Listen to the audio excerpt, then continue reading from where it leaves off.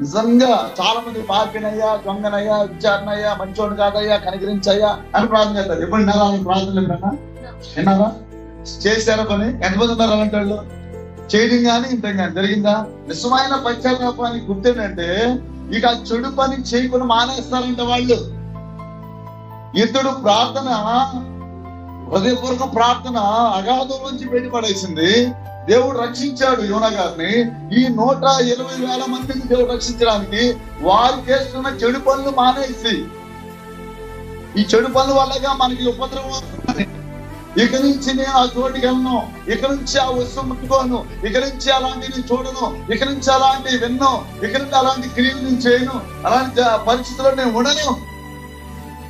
దేవుడు వారి యొక్క మంచి ప్రవర్తన చూసి, దిద్దుబాటు చూసి, సరి చేసుకోవడం చూసి దేవుడే పశ్చాత్తాపడి వారికి రావాల్సిన కీడు చేయక మాని మేలు చేసిన